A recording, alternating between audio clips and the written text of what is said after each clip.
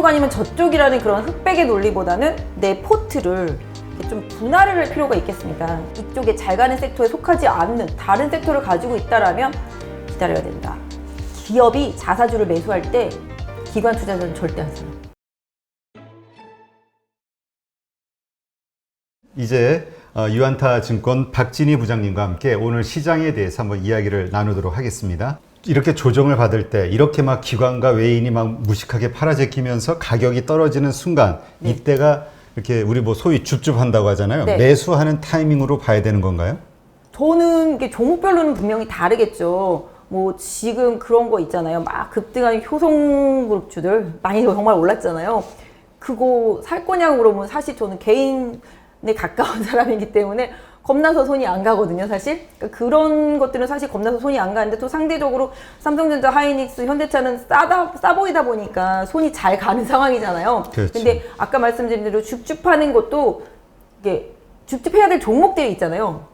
그러니까 그때도 말씀드렸지만 그냥 터무니없이 오른 종목들이 어느 정도 빠졌다고 해서 줍줍하면 그들이 더 빠지는 경향들이 다 많이 있기 때문에 그런 부분들이 줍줍이 아니라 지금 어제 그제 나왔던 이렇게 수출 데이터 보면은 반도체, 자동차 수출 상당히 좀 좋았었던 그런 상황이고 뭐 현대차 같은 경우도 미국에서 매출도 많이 좋아졌었고 중국에서도 마찬가지로 이런 부분들이 있는데 지금 뭐 현대차 빠지는 이유는 뭐 당연히 반도체 때문에 못 만들어서 그런 부분이고 삼성전자, 하이닉스 빠지는 부분은 솔직히 좀 이해가 안 가는 부분이긴 하죠. 하이닉스 같은 경우는 지금 뭐 2분기에 디램 가격 뭐 20, 30% 더 올라간다 그러면서 막 좋아진다고 그러고 삼성전자도 뭐 지금 이제 미국에 좀 투자를 또 해야 되는 상황이고 이제 뭐 평택도 투자한다는 얘기도 계속 나오고 있고 뭐 아까 나온 뉴스는 진짜인지 아닌지는 모르겠지만 이제 미국에 있는 차량용 반도체 업체 NXP라고 있는데 그거를 뭐 인수할 수도 있다 뭐 이런 얘기들도 나왔었는데 이런 국면으로 가면 옛날 같은 시간에서 보면은 얼씨구나 좋다고 사야 될 상황인데 계속 연기금이랑 기관은 매도를 한다는 거죠. 근데 이제는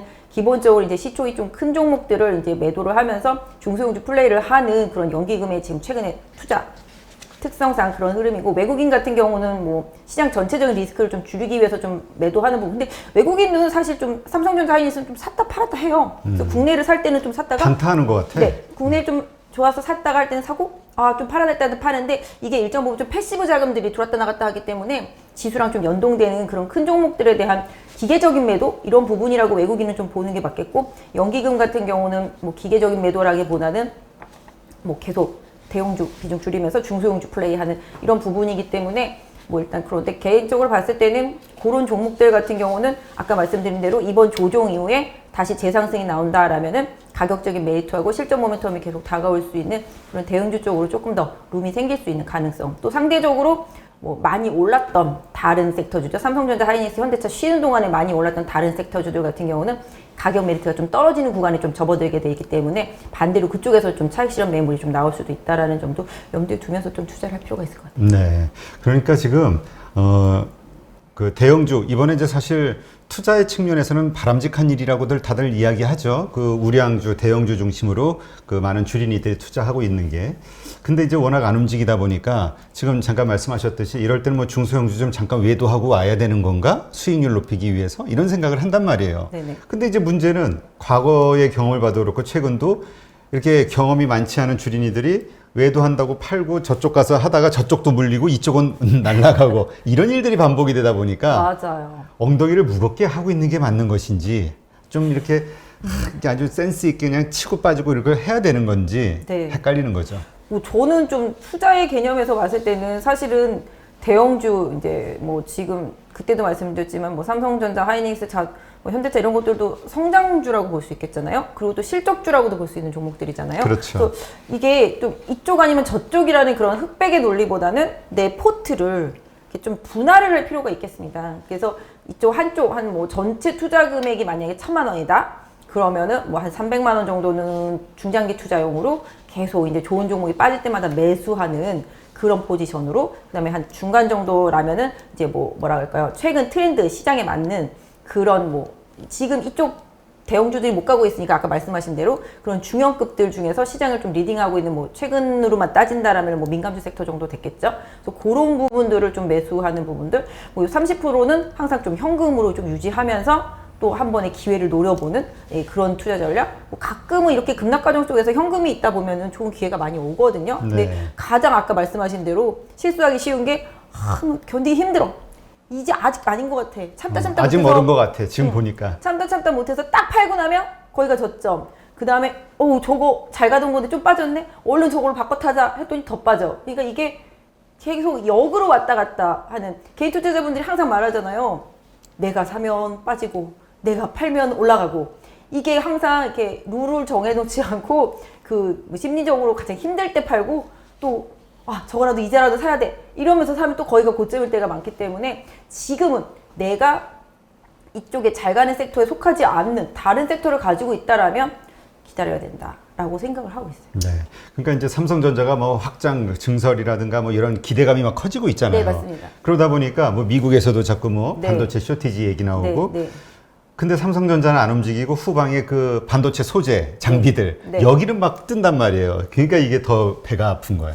저희 지난번에 말하지 않았나요? 저희가 그 삼성전자는 내 마음에 묻어두고 마음에 묻어둬야 네, 돼요. 그리고 그 밑에 있는 소부장 쪽으로 매매하시라고 그때 말씀을 드렸습니다. 그래서 삼성전자 투자에 수혜를 볼 수 있는 장비, 소재, 부품 이쪽들이 무조건 수혜를 보는 게 맞거든요. 삼성전자가 좋아지면 좋아질수록 공장이 더 증설되면 증설될수록 더 잘 돌아가면 잘 돌아갈수록 그 안에 들어가는 공정 재료라든지 장비주들, 뭐 후공정 테스트 업체들 다 좋아질 수밖에 없거든요. 그래서 원래 삼성전자 한 10%, 20% 올라가면 그 밑에 단에 있는 소부장들은 뭐 30%, 40% 심지어는 더블 이상 가기 때문에 오히려 소부장을 그때 좀 선택하시라고 말씀드렸던 이유도 지금의 이런 상황 때문에 말씀을 드렸었던 거고 그 논리는 지금도 계속 좀 맞다. 근데 지금 많이 올랐는데 지금 들어가기는 좀 위험하지 않을까요? 종목별로는 조금씩 다른 것 같아요. 아, 그래요? 지난번에 좀 전공정 업체들은 미리 예상해서 좀 많이 올랐었고요. 일단 전공정 업체들이 좀 올라가고 나니까 뭐 미국 증설 투자 이슈, 그다음에 이제 평택 공장에 이제 P3 라인 다시 이제 투자하는 부분들 이런 부분들 좀 감안해서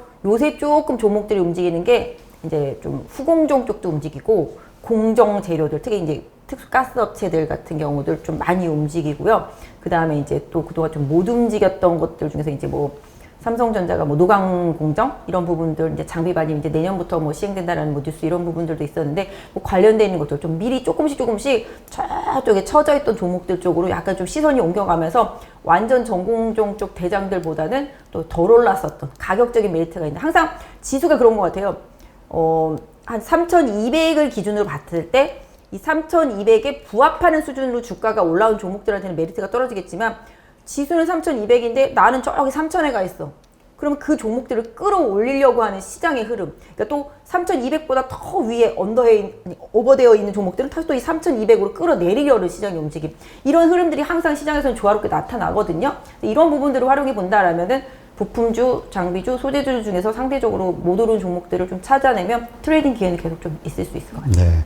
그 말씀을 들으니까 이렇게 3,000선에서 올라와야 되는 기업으로 자꾸 저는 현대차하고 삼성전자가 떠오르는 하이.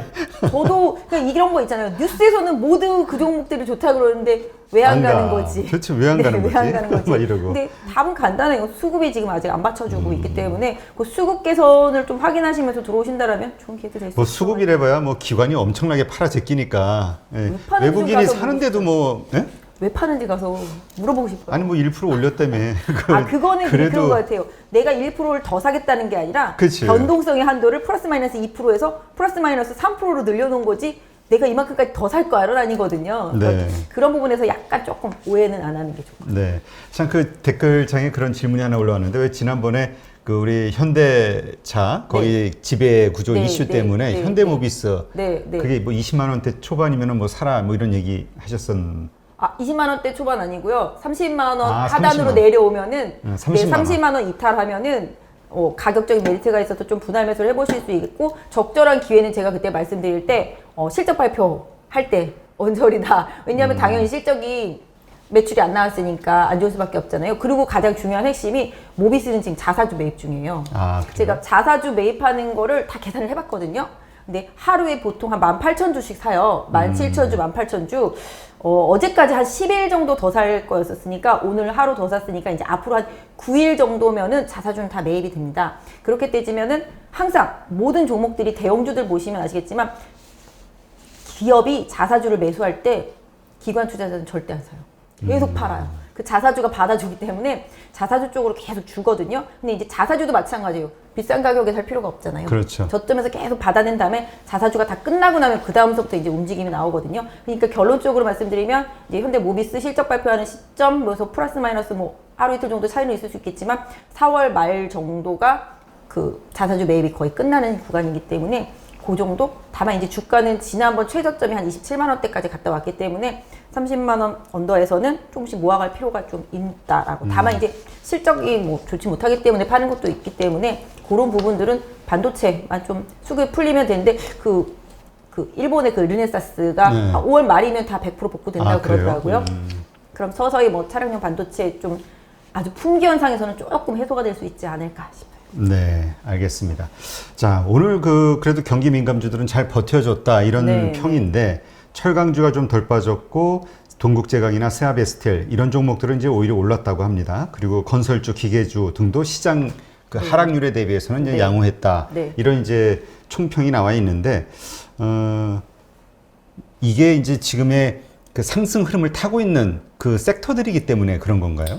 최근에 이제 경기 민감 섹터 주들이죠. 대부분. 네. 그러니까 지금 삼성전자, 하이닉스, 현대차 푹 쉬는 동안 이 종목들이 그동안 시장을 끌고 올라왔거든요. 근데 그 끌고 올라오는 이면을 보시면 다들 아시겠지만 정책적인 수혜가 가장 크고요. 그 다음에 이제 경기가 이제 회복되는 과정 중에서의 이제 수요가 계속 늘어나는 부분들이 가장 핵심입니다. 사실 보시면 이제 건설주 같은 경우도 뭐 이제 인프라 투자 확대 부분, 또 국내로만 따진다라면은 이제 주택 공급 부족이라든지 뭐 앞으로 대선에 누가 나올지 모르겠지만 주택에 대한 얘기를 안 하고서는 당선될 수가 없지 않겠습니까?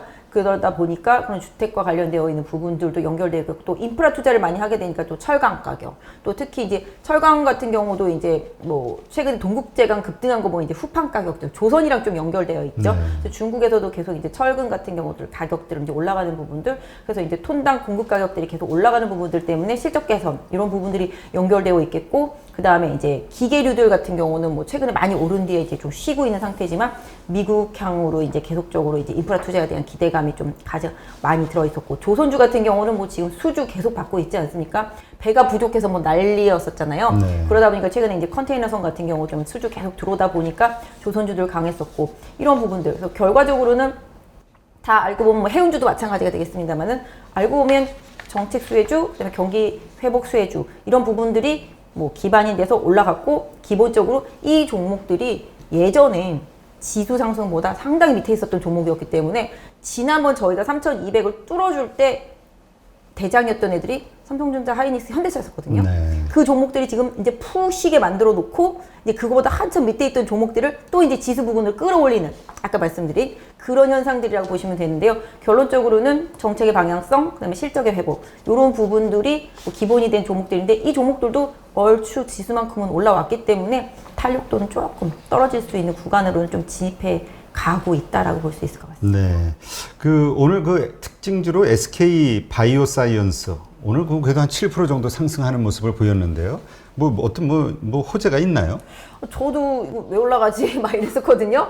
근데 뭐 지금 보니까 뭐 이제 지수 편입 얘기, 네, 그런 부분들이 좀 나오면서 선취매 매수세가 들어오거든요. 사실 지난주만 해도 SK 바이오사이언스 보호예수 풀린다, 뭐 조심해라, 네. 부정적인 뉴스가 많이 나왔는데. 그런 얘기들 좀 많이 나왔었는데, 오늘 특별히 저도 그거 말고는 좀 이유를 찾아볼 수 없는데, 막판에 후반에 좀 백신 관련 업체들이 좀 빠지다가 다시 올라오긴 했거든요. 사실 국내로 이제 백신 유입이 조금 쉽지 않기 때문에 이런 부분들 때문에 최근에 뭐 아시다시피 뭐 삼바라든지 뭐 녹십자, 한미약품, 뭐 ST팜, 뭐 그다음에 이런 CMO 관련 업체들하고 이제 원재료 넣는 업체들 위주로 좀 상승도 많이 했었고, 그런 과정 중에서 뭐 SK 바이오사이언스는 우리는 그거 지금 만들 수 있는 여력이 안 되다, 바쁘다 뭐 이럴 정도였었는데 왜 올라오지 저도 좀 궁금하긴 했는데 일단은 올라오더라고요. 네. 그리고 이제 오늘 SK도 같이 또 급등하는 모습이 좀 나타나는데, 뭐 뉴스를 좀 찾아보는 과정 중에서 보면은 좀 지수에 향후 이제 코스피 200 지수에 편입되는 그런 부분들 때문에 조금 선취매 수요가 좀 있지 않았나라는 얘기들이 있는데, 정확한 얘기는 제가 좀 드릴 수 없어서 좀 아쉬운데요. 오늘 상대적으로 좀 그런 백신 관련 업체들, 그 CMO 업체들 이런 쪽에서의 선전은 계속적으로 좀 이어졌던 것 같아요. 네. 지금 공매도 변수 5월 며칠이죠? 예, 5월 3일. 예. 그래서 이제 지금 오늘 이제 장이 또 빠지니까 공매도까지 걱정이 되는 거예요. 네, 또 주린 맞아요. 입장에서는. 맞아요. 예, 시장 들어온 지 얼마 안 됐는데 막 하락하는데 또 공매도 들어오면 이게 더 심해지는 건가? 하여튼 이 공매도 변수와 관련해서는 어떻게 보세요? 사실 공매도라는 건 지난번에도 저희 한번 얘기했잖아요. 현재 가치가 현재 주가가 현재의 가치와 일치하지 않고 미래 가치를 상당히 강하게 땡겨와서 올라서 이제 거품이 많이 끼어있는 성장주들 같은 경우는 공매도의 좀 표적이 될 수 있겠고, 또 단기적으로 주가가 좀 많이 올라서 이격도가 많이 벌어진 종목들 같은 경우도 공매도의 표적이 될 수 있겠고, 또 이제 전환사채가 많이 있는 종목들, 네. 전환사채가 많이 있는 종목들 같은 경우도 공매도의 표적이 될 수 있겠는데요. 기본적으로 이제 정부에서는 이제 정부가 이제 금융당국이죠. 이제 얘기로는 코스피 200, 코스닥 150 여기에 한해서만 이제 공매도가 되고 그 이외 종목들은 이제 공매도를 갖다가 계속적으로 뭐 제한한다라는 얘기도 있고, 또 이제 개인 투자자분들 같은 경우 이제 대주 공매도 한 3천만 원 선에서부터 이제 매도를 할 수 있다. 사실 라인은 똑같아요. 나도 큰 금액은 아니지만 3천만 원 정도부터는 공매도 할 수 있는 상황이잖아요.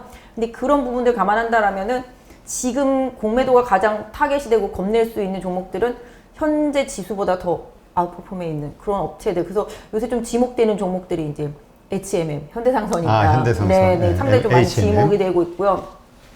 제가 봤을 때는 뭐 주가 흐름으로만 봐는 뭐 정말 효성그룹주들도 워낙 좀 많이 올라 있어서, 예, 그런 부분들. 그러니까 주가가 상대적으로 다른 뭐 코스피 200 내에 있는 다른 종목들보다 상당히 좀 아웃퍼폼에 있는 종목들은 다 항상 타겟이 될 수 있고요. 아까 말씀드렸던 대로 뭐 작은 종목들 중에서는 이제 전환사채에 있는 종목들이 타겟이 될 수 있는데, 코스닥에 좀 그런 종목들이 많겠죠. 전환사채 많이 발행한 기업들, 특히 바이오 주식들이 좀 그러니까 전환사채가 바이오 많고. 주식 가지신 분들은 좀 긴장하라는 이야기가 있던데요.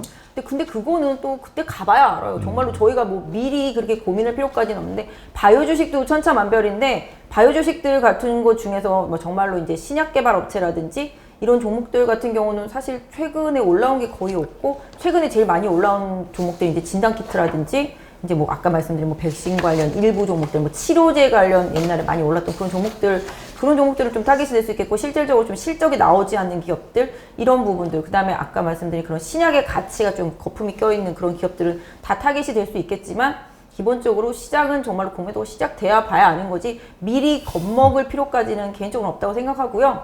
일단은 뭐 개인 투자자분들이 오히려 공매도가 허용되는 그런 상황 속에서 오히려 거꾸로 공매도 잘못 쳐가지고 손실이 나는 그런 실수를 좀 안 하는 그런 대응이 좀 5월달에 좀 필요하지 않나 싶어요. 네. 이게 그 공매도 치는 그 미국 헤지펀드의 그 펀드 매니저하고 이야기를 한번 한 적이 있는데, 네. 치고 나서 잘못 쳐가지고 그러니까 딱 했는데 네. 합병 뉴스가 확 나오니까 아, 이게 걷잡을 수 없이 주가 상승이 네, 돼버리니까 네. 막 회사 파산하는 줄 알고 엄청 겁먹었었다고. 네, 맞아요. 근데 이게 공매도, 그러니까 사실 확정이 된 게 아니라 그냥 루머가 떠도는데. 네. 근데 그러니까는 요새 공매도 세력들은 루머도 되게 많이 퍼뜨려서 시장 투자자분들이 진짜 좀 조심을 하셔야 돼요. 왜냐면은 정말 공매도 쳐놓고 정말 가짜 그런 루머를 막 퍼뜨려가지고 와르르 빠질 때 본인들은 딱 환매수해갖고 먹고 나오고, 이런 또 세력들의 그런 좀 투기적인 행위들이 또 이어질 수 있기 때문에 그런 부분들을 좀 조심하셔야 되는데, 또 일단은 아까 말씀드린 대로 코스닥 150 이외의 종목은 공매도가 좀 제한된다고 하니 그나마 좀 다행인데, 또 반대로 생각하면 그런 종목들은 또 세력들이 또 계속 설쳐서 주가의 변동성이 많이 커질 수가 있기 때문에 조금 더 그런 부분들도 좀 조심을 해야 돼요. 네. 그러니까 일단 우리가 전반적으로 시장을 좀 봤는데, 사실 어제도 보면은 유럽 시장이 많이 빠졌잖아요. 거의 네, 2%대, 뭐, 제 기억으로는 뭐, 프랑스, 영국, 뭐, 이런 나라들이 네. 2%대 뭐 빠졌던 네, 것 맞습니다. 같은데, 나스닥도 좀 빠지고. 그러니까 이런 것들이, 전반적으로 그 코로나 재확산에 대한 우려가 네. 이제 거기서 시작이 된 걸로 이해를 해야 되겠네요. 그리고 이제 오늘 거기에 대한 영향을 우리도 받은 네. 것으로. 사실 지금 전 세계는 백신 전쟁이에요. 그렇죠. 지금 뭐, 백신 뭐, 스와프라는 얘기까지 오늘 뭐, 뉴스에 네. 나오던데. 백신이 지금 무기잖아요. 뭐 정말로 내가 요거 좀 줄 테니까 너네 이거 내놔, 뭐 이런 식이잖아요.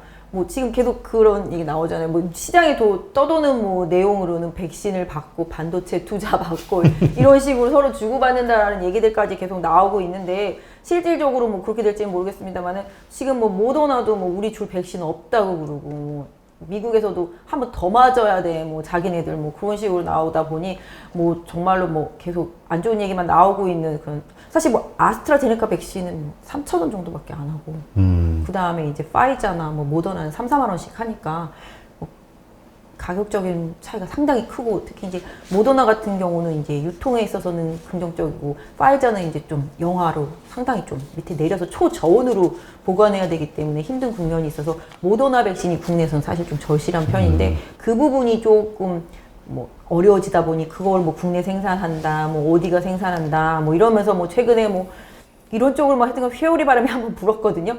그만큼 전 세계적으로 백신은 정말 무기화가 되고 있기 때문에 이 백신의 공급이 어느 순간 좀 풀리는 시점에 또 시장의 변화도 있겠습니다만은 뭐 국내는 사실 좀 그런 면에서도 일본도 마찬가지고 국내도 마찬가지고 백신이 좀 아시아권에서 가장 좀 저 밑에서 접종률이 떨어지는 국가라는 점이 좀 그런 변동성에서 조금 더 노출돼 있을 수 있다고 볼 수 있습니다. 네, 그러니까 지금 우리가 그 외에 어떤 돌발 악재라든가 아니면 이게 뭐 다시 장이 추세적으로 하락적으로 가야 될 어떤 그런 이유 이런 거는 없는 것으로 일단 이해하면 되겠죠? 지금 현재는 그렇습니다. 밝혀진 바로는 그래서 지금 뭐 다시 또 뭐 갑자기 미 국채 금리가 빵빵 뛰면서 심리적인 부분을 자극한다거나 이런 일이 없고 또 아니면은 뭐 백신이 좀 안 나온 상태에서 코로나가 뭐 갑자기 예전처럼 뭐 1,000명대 그렇고 뭐 미국도 마찬가지로 막 엄청 늘어나고 중국도 늘어나면서 막 회복하던 경기 지표들이 뭐 꺾이거나 이러면서 뭐 난리가 나지 않는 이상은 지금의 조정은 뭐 정상적인 조정 구간 안에 있다라고 보실 수 있습니다. 네, 알겠습니다. 하여튼 내일 시장 아무래도 뭐 오늘 저녁 나스닥 시장에 의해서 결정이 되겠죠? 반등일지 어떻게 네, 될지. 또 오늘 하루 종일 또 나스닥 선물이 안 좋았잖아요. 예. 사실 넷플릭스가 좀 가입자 수가 조금 많이 감소했다고 예상치에 못 미쳤다 그러면서 시간에 급락하는 바람에 그 부분이 또 나스닥 선물을 좀 건드리면서 나스닥 전체적으로 좀 좋지 못했던 흐름인데요. 미국 같은 경우는 차트로만 본다라면은 그냥 차트로만 본다라면 최근에 한 3일 정도 조정을 받았는데 어제는 아랫꼬리가 좀 길었었거든요. 근데 그런 부분들이 뭐 오늘 뭐 우리 시장이라든지 일본 시장 뭐 이런 부분들이랑 또 그 영향 받으면서 유럽 시장 빠지면 또 그 영향을 또 미국이 받잖아요. 또 그런 부분들에서 장 초반에 좀 약세를 보일 수는 있는데 만약에 미국만 내일 조금 안정세를 보여준다라면은 국내도 최근에 3,140포인트라는 되게 어려운 지수대를 넘었거든요. 여기 정말 마의 장벽이거든요.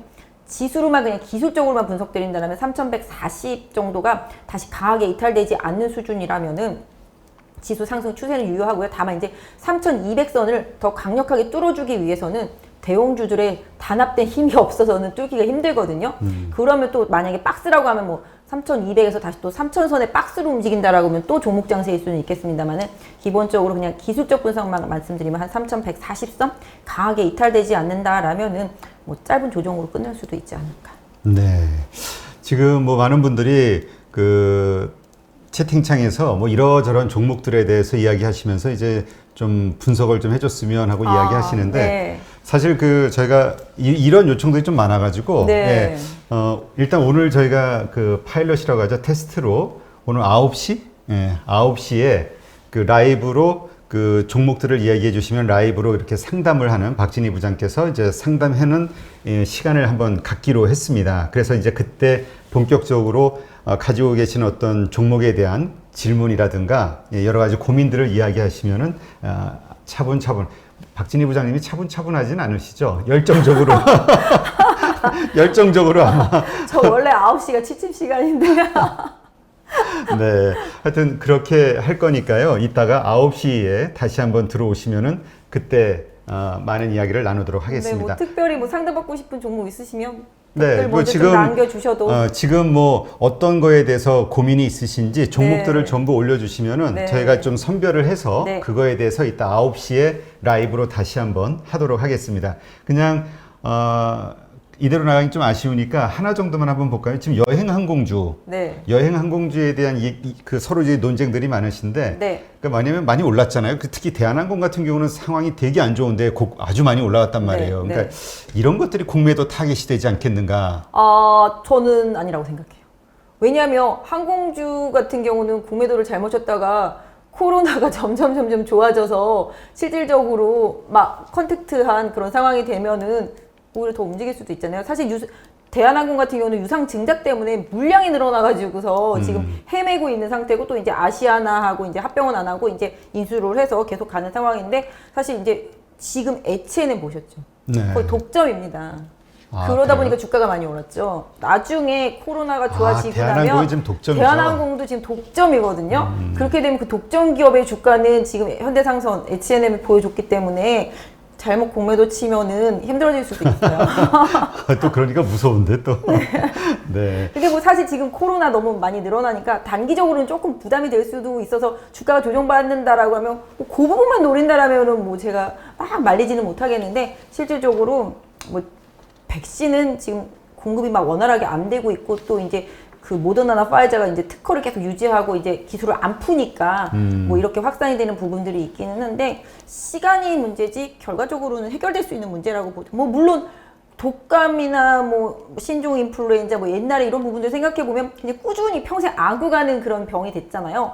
근데 이제 코로나가 뭐 그 수준까지 되려면 조금 더 시간이 필요하겠습니다만은 일단 아까 말씀하신 대로 여행은 뭐 당장은 어려워도 결국은 좀 갈 수 있겠고 다만 이제 주가가 너무 선반영해서 제가 봤을 때 한 코로나 이전 수준까지 올라갔었잖아요. 거의 주가들이. 그렇죠. 뭐 그 네. 이상 간 것들도 있고. 네, 네. 그렇기 때문에 그런 미래에 대한 기대치를 선반영한 부분이 있어서 아까 말씀하신 대로 여행 관련주는 조금 가능성은 좀 있어요. 공매도를 만약에 친다라면은 그런 부분은 있겠지만 항공주들은 조금 왜냐하면 항공은 화물 쪽이 많이 좋았거든요. 코로나 시대에서도 그런 부분들이랑 이제 구조조정이 마무리되고 있는 부분들 이런 부분들 가만히 보실 수 있을 것 같아요. 저기 어제도 보니까 네. 나스닥의 그 저 미국 시장 보니까 여행주들이 와 장난 아니게 막 4, 5%, 5%, 6% 빠졌죠. 예, 막 많이 빠지더라고요. 오늘 중국은 되게 아이러니한 게 저희는 오늘 경기 민감주 잘 버텨주고 컨택트주들 많이 빠졌잖아요. 중국 반대예요. 중국은 여행주, 레저주 막 이런 거 많이 올랐어요. 아, 그래요? 네, 중국은 또 이제 5월달 이제 그 춘절 연휴 기간 또 가까워지니까 그런 거에 대한 기대감 때문에 그쪽들이 상당히 또 엄청 많이 여행 다니나 봐요. 그래서 중국은 또 반대로 그쪽이 많이 오르고 최근에 화장품 쪽들이 중국도 많이 좋고 뭐 마스크 벗으면서 좀 화장을 하려고 하는 그런 수요가 있는지 모르겠는데 중국은 좀 그런 쪽들이 좀 많이 좋았어요. 반대로.